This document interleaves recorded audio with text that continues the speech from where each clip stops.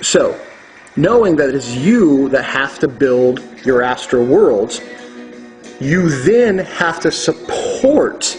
This is why Atlas is in the position he's in, is now, and then in some cases Samson, they put Samson between the two pillars, and which is highly symbolic of the pillars of beauty and strength, Boaz and Jachin. These things are all awesomely higher Kabbalic symbolism that the Bible just fucked up. Because what the Bible did is it tried to take higher Kabbalic symbolism and take it into literal instead of its true metaphysical. The literal made it weak. The metaphysical is something you can apply and make strong. They did that to you on purpose. So Samson is put between these twin pillars, and he hears the dreams, and depending on what story you hear, some of it's Roman, some of it's Jewish, the people that are keeping him, he hears the dreams and sees what he's helping to support. He doesn't like it. He pulls the whole fucking temple down on top of their heads and kills them. Sometimes you got to do that. If you don't like, that's the other thing. As a strongman, you hear the stories of others. You see the dreams that are being manifested, such as the dreams of the Illuminati. It's time to kick. It's time to kick down some fucking pillars. That's the strongman. So, but more back to your own personal astral world. Now that you've used the strength of the strongman to shape it, you then have to hold your vision. You have to hold your dream, which could be pretty weighty. Okay, that can take a lot of strength. Now that you've built it and continually build it, you have to keep going back to it and back to it and back to it, and you build it and build it and build it, and eventually it will become true. Now, that doesn't mean that you do nothing in the physical world. No, you got to build it in the physical. The kingdom of heaven, which is the astral realm, is built with hands of flesh. That requires the strength of body. So Samson was also a craftsman as well as Sin, and in some cases even Atlas in much older stories. But you then, or one you could take example of is Wayland the Smith.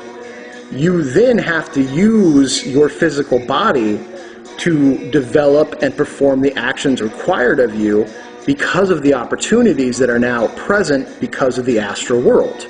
So let's just say you want to be a top-level athlete. You have to believe that you can be. If you believe for a second that you can't be, you won't. You have to reprogram yourself to believe that what you dream is possible. And that takes a lot of strength. Okay? So that's you in your astral world saying, this is possible. I'm going to begin to forge my astral body into that of whatever athletic competition that I want to compete in. Okay? And that means seeing yourself do it. That means intending to dream about it. That means taking maybe 15, 20 minutes a day and seeing yourself become it and successful in it as brightly and as beautifully as possible. Then not only do you have to do that, you have to go out on the physical world and do it too. The physical world and the astral world are going to meet somewhere in the middle. Okay?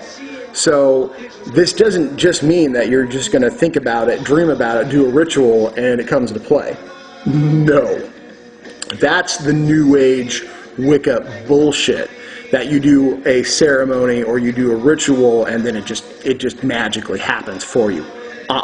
The great magicians of the past knew that not only did they have to amplify what they did in the astral world, they also had to look for the opportunities that trickle down to the physical world to make that happen. You think any of those great temples weren't built in the astral world first? You're fucking out of your mind. Those temples were built first, and then when the physical vessel of that temple was built, those magicians drew the astral temple into those physical temples, and there was a merger of spirit and physical. And those temples had amazing powers, and those were the places, and still to this day, is those super haunted temples that people see the most incredible paranormal activity at. That's a truth.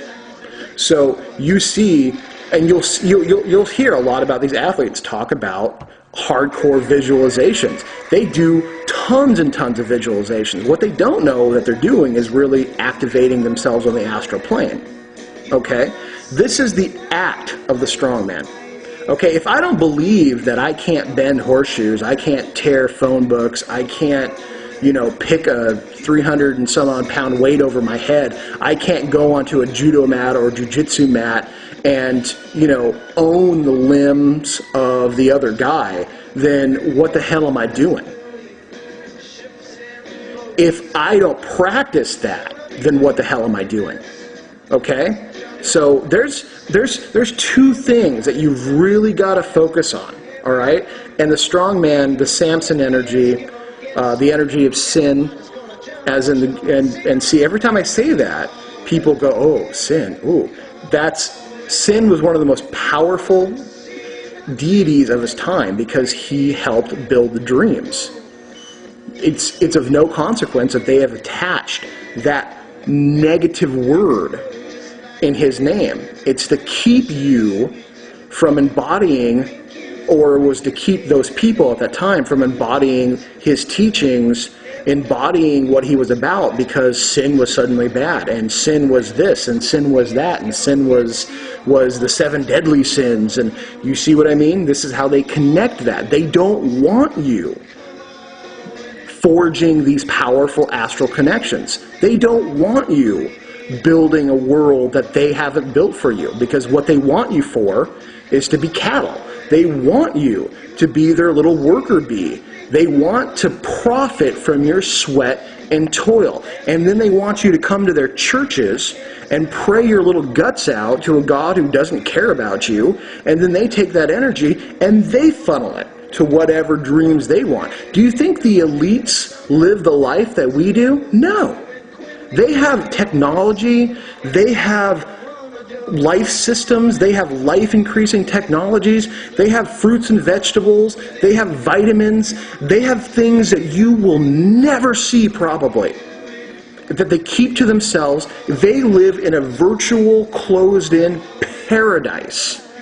And they don't think of you as anything other than straight-up cattle. Okay? If you ever want to get pissed off, which I'm often pretty pissed off, go find a book called the Talmud. And this isn't a knock against Jews, because I don't think true Jews, honestly, don't think about this. The Talmud was like the Zionistic style Judaism, which is just completely different and a true hate religion. Any form of Zionism is a true hate religion. There's Zionist Christians as well. But go read the Talmud and find out what they say about goys. And a goy and a Gentile is someone who's not part of their Zionistic religion. Okay? They think you are shit. It's okay for them to kill you. They state this plainly. It's okay for a Jew to kill a goy. It's okay for a goy to rape a goy woman. It's okay for a Jew to have sex with a goy under the age of 3. Okay? It's okay for a Jew to steal from you. Unfortunately, they use the word Jew when they really should be using the word Zionist. Okay? They hide behind the true, simple, beautiful people who are Jewish and call themselves Zionists. Okay? Well, they call themselves Jewish when they're actually Zionists. So the horrible thing is see who they're hurting. They're hurting everybody. Okay? They hide behind the fact that they hide behind Jewish people to do their horrible, crappy things. I hope more Jewish people wake up to them. But, I guess that's up to them. So, you need to now begin, now that you know that any religion that tells you that you're worthless, in and of itself, that religion is worthless and comes from a forked tongue. I guarantee you. It's a religion that just literally hissed at their high priests, and then their priests get all together and eat their big portions of food and laugh around and roll around in large piles of gold and fart at each other and think it's funny, and then, steal your children and molest them, and then they go out and preach Jesus to you. These religions are the things that are holding you down. These are the big shackles. Instead of the big, strong, muscular, physical bodies and wills that you guys should have, and you guys are hoisting the big weights over your head and whatnot, these are the big weights that are tied around you as shackles and just hold you down from all the splendor you could be. The strongman is also about breaking bad habits, snapping the chains. If you watch a strongman show, there's tons of chain snapping. So this is also showing you, and Sin was famous for his snapping of chains. So this was showing you that your own habits, your bad habits, build these unfortunate physical realities for you. So now you have to go and find the habits that you have that are not helping you and break them. You have to use the strength of Samson, which is in every single human being. Every single human being has the strength of Samson and Solomon. Every human being has the strengths of Loki and Thor. These are just principles that are built inside you from the original human programming. These gods helped build you at the beginning and said, this is what humanity should be like. So you have to use that strength of the strong man to shape your world in the astral, hold that vision, continually go and visit it, not lose sight of it, okay? Not to let it go when people are like, oh, that's a stupid dream. You could never do that. Don't believe in your dreams. Yeah, be like me. Be a nobody. Meh. Okay? Don't listen to these fucking idiots, okay? You need to hold to yourself. You need to hold who you are. And you need to begin building it on the physical plane. And then you need to go snap the shackles, the chains of slavery. Okay? This is true. The strongman was such a powerful vision that they were almost considered divinity. Hercules, okay, Apollon, not Apollo, but Apollyon was another very powerful strongman at the time. All these guys, Samson, all these guys were considered, almost like demigods because they embodied the powers of the strongman so much that people could actually see it in real time. So they held mighty weights above their head. They snapped chains. They did everything in the physical that people are supposed to do in both the physical and the astral world. I hope this is making sense. So yours is to develop the will, the strength, the never say die attitude, the I'm not gonna quit, the I'm gonna break this chain no matter how fucking tough it is, how fucking big it is. I'm gonna break this chain. I'm not gonna be a servant. I'm not gonna be a slave anymore. I'm gonna topple those big ivory towers that are holding the vision of evil madmen. Okay? And I'm going to hold the vision of who I am and the true vision of my people, which is to be free. That's the strength of the strongman. That's what I really want to get through to you so that we can go talk about Solomon. And then you can take together Samson and Solomon, and man, you'll have that yin and yang force, and you will just be kicking the fuck out of things and helping and creating a brighter future for yourself and everyone around you.